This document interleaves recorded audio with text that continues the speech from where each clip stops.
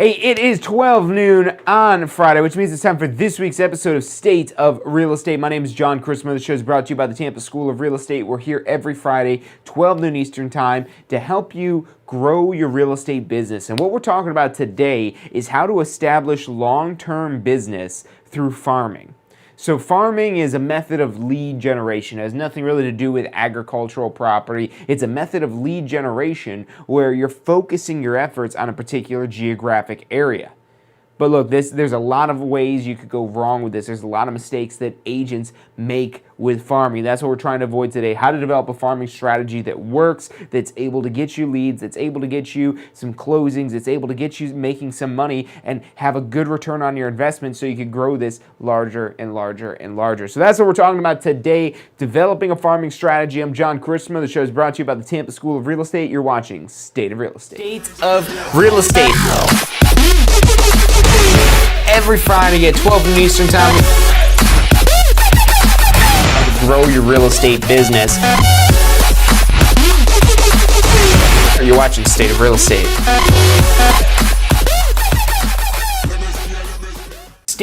And welcome back to this week's episode of State of Real Estate. My name is John Christmas. The show is brought to you by the Tampa School of Real Estate. And what we're talking about today. So Fridays, it's all about masterminding to grow your real estate business, and this is something really for growing your business over the long term, and we call it farming.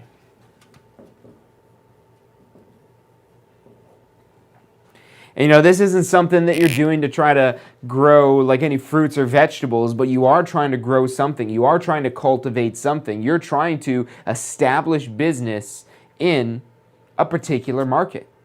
So, you know, let's say that we've got the Tampa Bay area. And roughly in the Tampa Bay area, depending on which statistic you're looking at, which demographic, which measure of which counties they're including in that, but roughly with the Tampa Bay area, you're looking at about 3 million people. So you're looking at about 3 million people. Now let's just use something as simple as maybe sending out a postcard. So let's say it costs 50 cents to send out a postcard. And look, maybe you get it a little bit cheaper than that, but we'll just keep the math simple for now. Let's say it costs you 50 cents between postage, between whatever bulk mail rate you're getting, between getting it printed, and maybe factoring in the design costs and so on and so forth. So we'll figure 50 cents per postcard.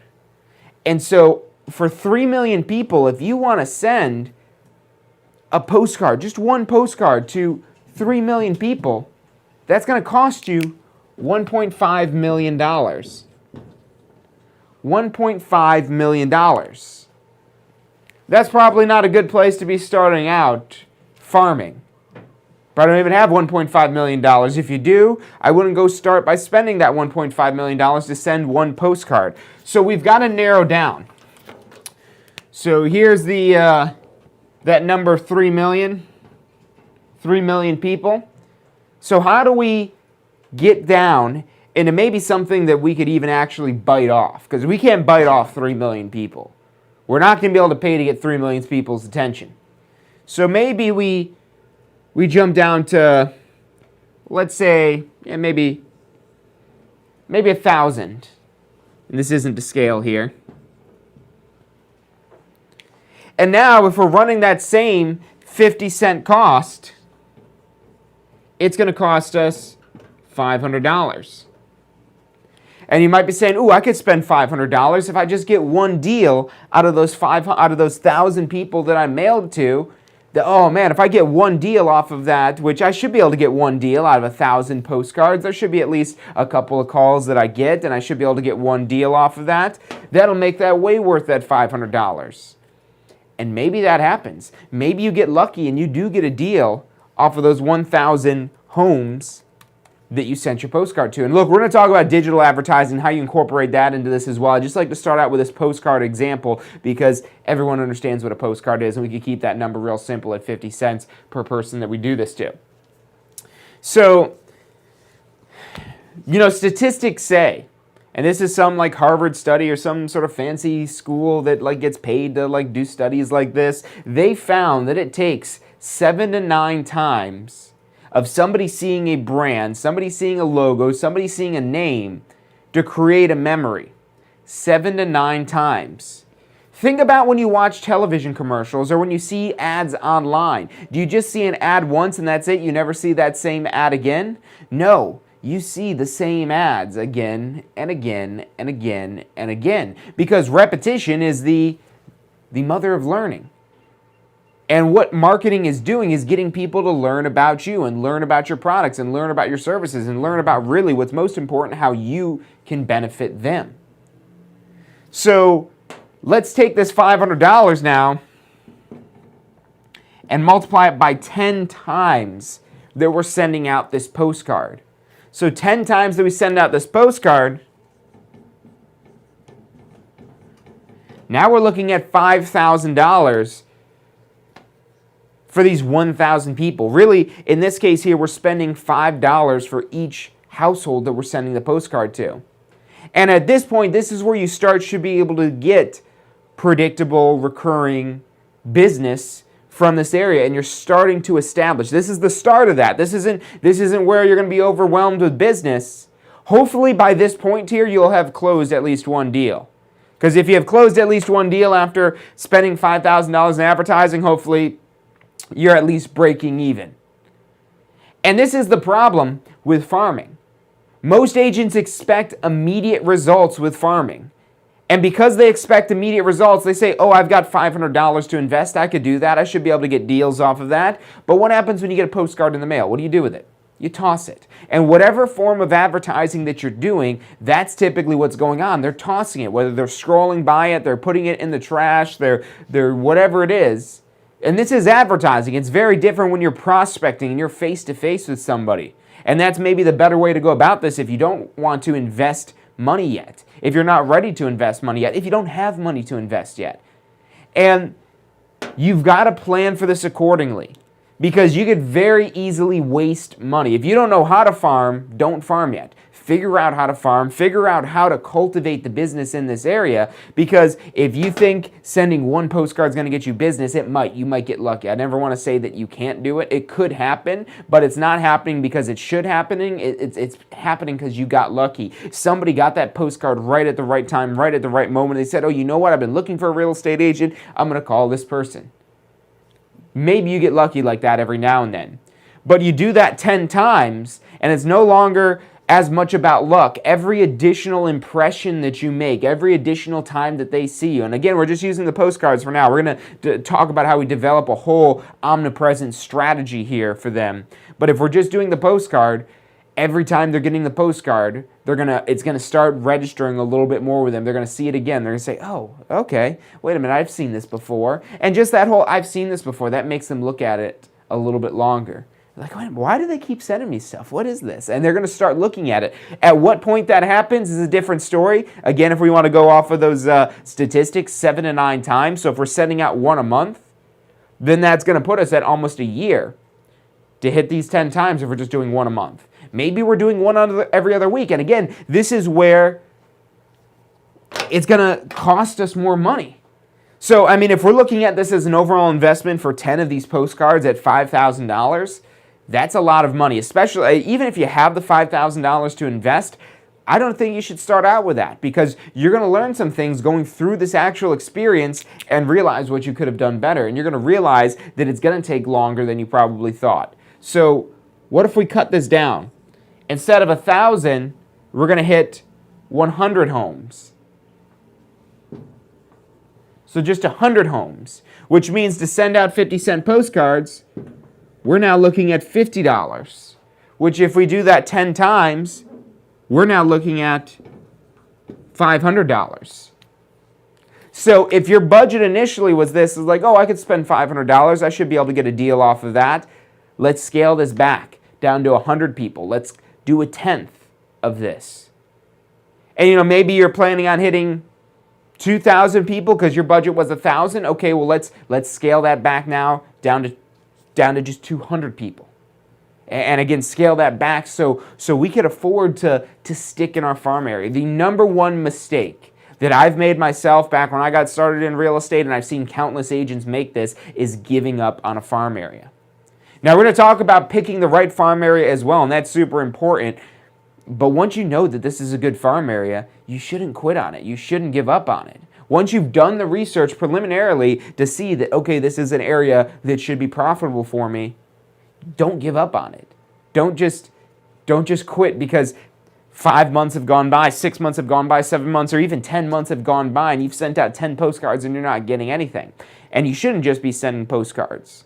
And you shouldn't not be sending postcards. You should have some sort of direct mail presence in addition to a digital presence, in a presence on their social media, in their Facebook, in their Instagram, maybe in their email if you could get them to opt into an email list. Maybe you're on top of this adding in some prospecting activities where you're actually, once you've been marketing to them a little bit, then you go out there and you do some door knocking and people will recognize you. And if you ever want to make your door knocking more effective, start advertising before you go out and do door knocking. And your door knocking will be so much more effective than it already is. It's already effective even if you're going in there 100% cold, but adding that into the mix with your farming strategy, maybe you're holding open houses here as well. Again, everything it is, but the key thing is we've got to hone in on these smaller targets. You're not going to be able to reach all 3 million of the people. You couldn't probably even afford to do that one time. And don't do that for a neighborhood of 10,000 or even 1,000 or even 500. That is, again, you got to do the math. You've got to plan for this accordingly. And whatever you think it's going to take, however long it is you think that it's going to take to get this done, to get a deal from this, I would double that number. I would double that number so you could go in this conservatively. In worst case scenario, you just end up with a higher return on investment than you originally expected. And then once you start getting a closing, then you could reinvest this and then expand out your farm area again into a larger area, and you're able to start grabbing more and more market share by expanding your market because you're reinvesting in this farming strategy. You don't want to give up on your core area. You're just spreading out and radiating out around it. Even if that's maybe another neighborhood around it, but you're not giving up on where it is that you started doing this farming. Look, we're going to take a quick commercial break, but stick with us because we've got more farming stuff to talk about. We're going to talk about the digital side of things. We're going to talk about being omnipresent. That is so important whenever you're advertising for anything. So stick with us. I'm John Christopher. You're watching State of Real Estate. What's required to become a Florida real estate broker? Well, a few things. Number one, you have to have at least 2 years experience as a sales associate or a broker. Now, this experience could actually even be earned outside of Florida. It just has to be 2 years within the last 5 years. So 2 years of experience to become a broker. You also need to take a pre-licensing course. The broker pre-licensing course is 72 hours. It's got a 100 question and, of course, exam.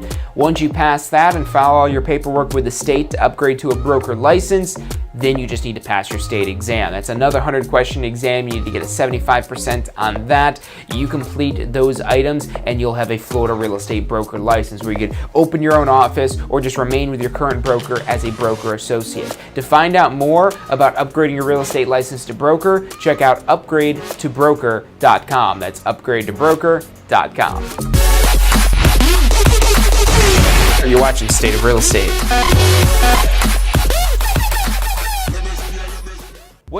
Hey, welcome back to this week's episode of State of Real Estate. My name is John Christopher. The show is brought to you by the Tampa School of Real Estate, where every Friday, 12 noon Eastern Time, we're here to help you mastermind or grow your real estate business to get you making more money.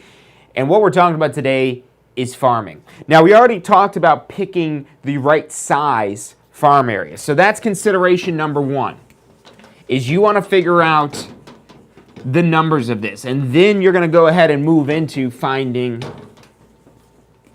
what that ideal neighborhood is. So number one, the numbers. And that's the budget that you have, the time it's going to take to start getting some deals, to start establishing some presence in the area, because that doesn't happen after just one advertisement. So the time it takes to establish a presence in the area, and then the number of homes. How many properties are you trying to attract? Now, another number that kind of goes separate against these budget, time, and number of homes here is the turnover.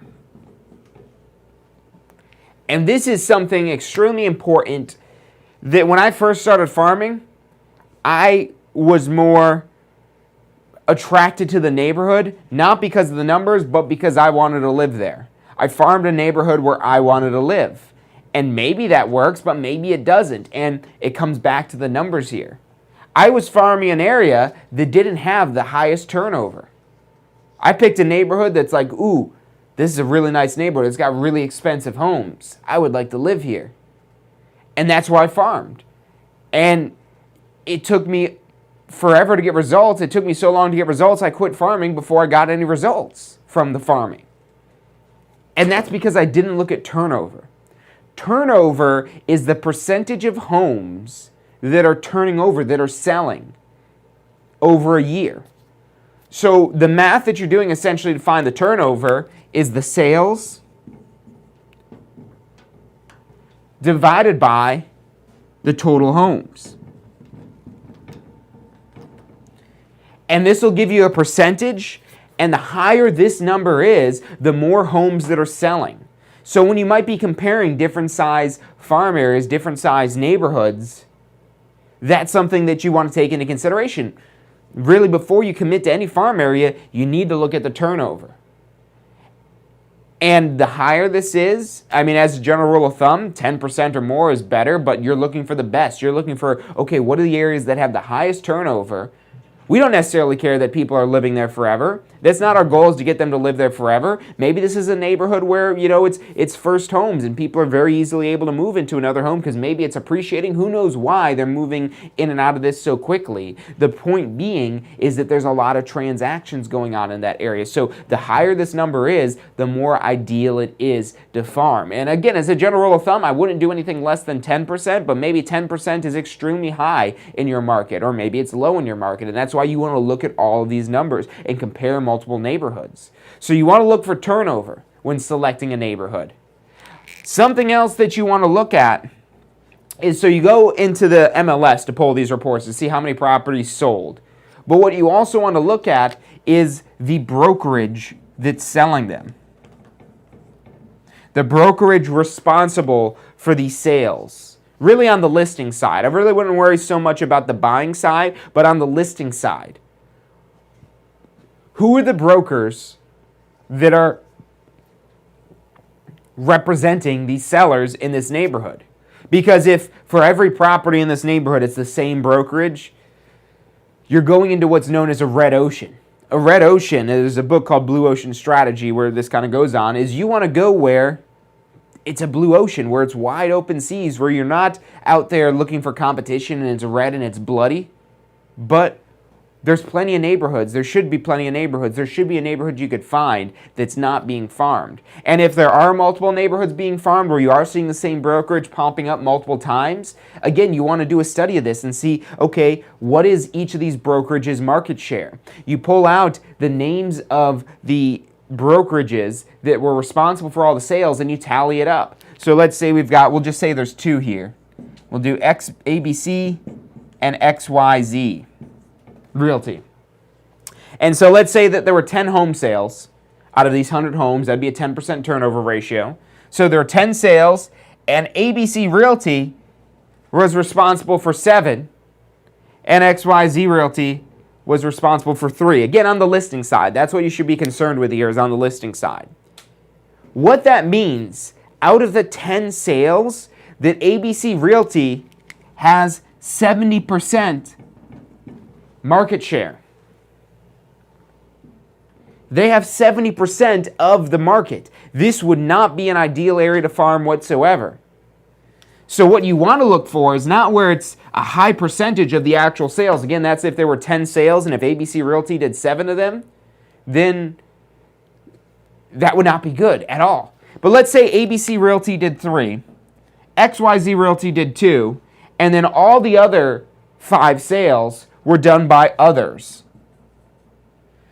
And they're all just one here, one there, so it adds up being 5. And again, you could list them all out if you want. But the key thing now, the brokerage with the highest market share in that farm area, out of 10 sales, they got 3, so that means they only have 30%. And now when you're doing your comparison of market areas, which one do you want to farm? Do you want to farm an area where an agent has already been farming a neighborhood so well that they've got 70% of the 10 sales that occurred?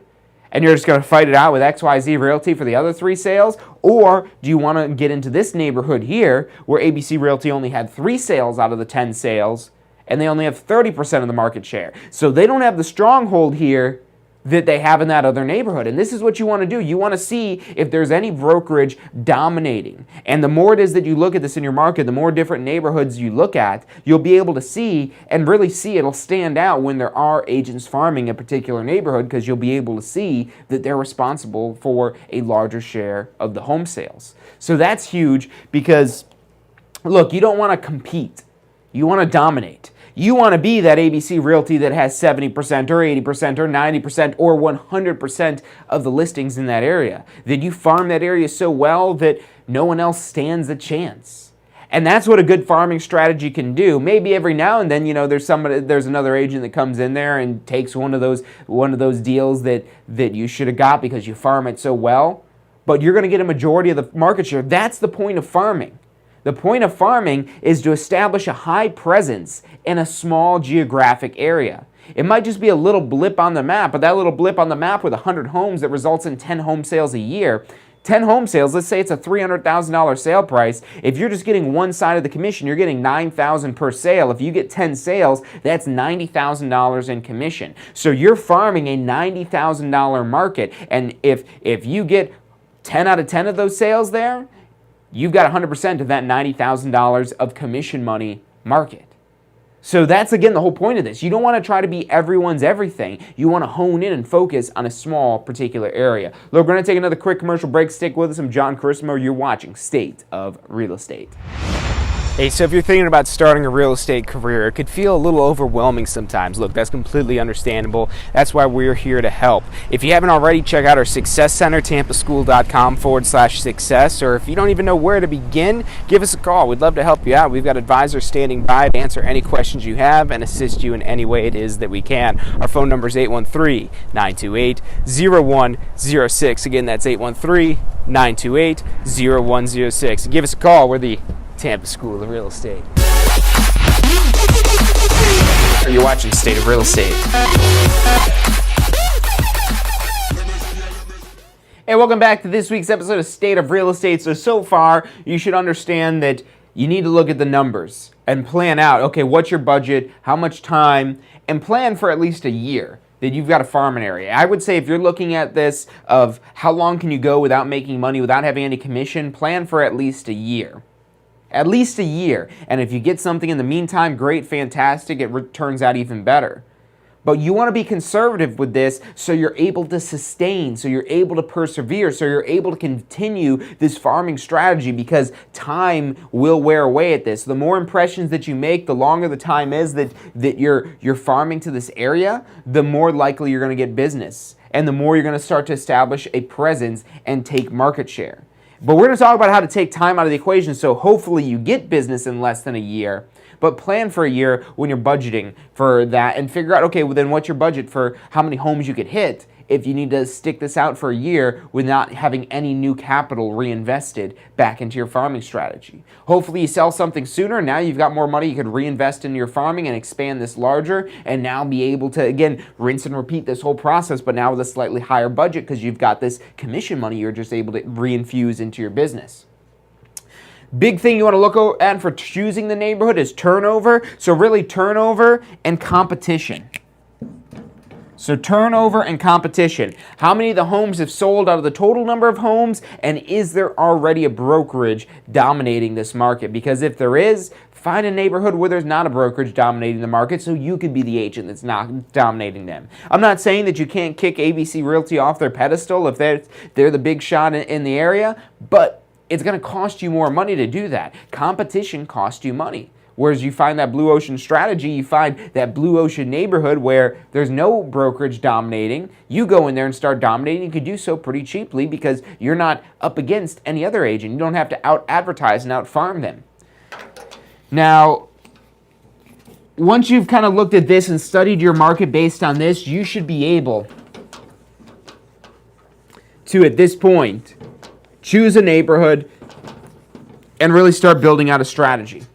And what I want to do now is list out all the ways it is that we can become omnipresent. If anyone watching at home, if you want to add in a comment of maybe some other way up here that we're not mentioning, feel free to do so. But we'll talk about the one we already did. So postcards. So postcards are a big one. Direct mail. That's another huge one. And that's not just postcards. Postcards are a form of direct mail. It might be a letter that you're sending out. Or especially when you have a client maybe that's interested in buying a property where maybe this fits the criteria or that's the neighborhood they're looking into, you could launch a direct mail campaign to this area where you're basically maybe even handwriting a note to these people saying, hey, I've got a buyer interested in this property. If you've been thinking about selling, give me a call. So, and of course, make sure you have a buyer that's at least someone interested in this neighborhood if you're going to do something like that. So that's direct mail. Now, these are very old school approaches. Some of the other old school approaches, I mean, if you really got a bigger budget and you're in a larger area maybe, that's at the point where you can maybe do a billboard or something like that. But that's going to be much further down the road. This is a very grand type of thing, but who knows, maybe you get a good deal on billboards sometimes too, because there's a lot of them, at least in the Tampa Bay area. So that's, again, maybe something further off, another more old school type of method that you could use. But let's talk about some of the digital stuff you could use. So Facebook and Instagram. So Facebook and Instagram. These are probably some of the places where you can get the cheapest advertising as it is where we are right now, through Facebook and Instagram. Another thing is through Google Display. And display advertising, this is where you're using like the banner ad type of thing. So whenever you've been on a website, maybe weather.com or some local news website, and you see a banner ad, that's called display advertising. And so that's another way where, again, it's repetition. Don't expect for your one little banner to all of a sudden get deals just rolling in nonstop, but it's the repetition, especially when you take these and you focus them around that same geographic area. You don't want to just do this to all of Tampa. You want to hone in on as close as you could get to that one single neighborhood it is that you have. And sometimes with these, you can't do that. You can't, maybe the closest you could get down to it is a zip code. Maybe if you're doing something like Zillow or Realtor.com or any of those other websites, those are two of the bigger ones. These ones, they sell by the zip code. So maybe you've got to just get that single zip code, because what you want is omnipresence. You want all of this, everything. The Google Display, that's also how you do YouTube ads. So you want to run ads on YouTube, that's done through Google Display. And again, this is what you're budgeting for. Maybe not the billboard. Again, maybe that's something later. And then some of the other like physical things, maybe there's like bus benches, other things like that. That maybe is the cheaper, the smaller billboard that you could do in the meantime. But what you want to ask is, where can I be everywhere? Where am I not already in this small vicinity, in this small area of 100 homes? Now, it's going to cost you to be everywhere, but this is what's going to take the time out of the equation. This is what's going to make you seem like a superstar agent, that you're everywhere all the time, but you're not really everywhere. You're just in this small little area. You're everywhere in this small little neighborhood, but you're not everywhere all over Tampa.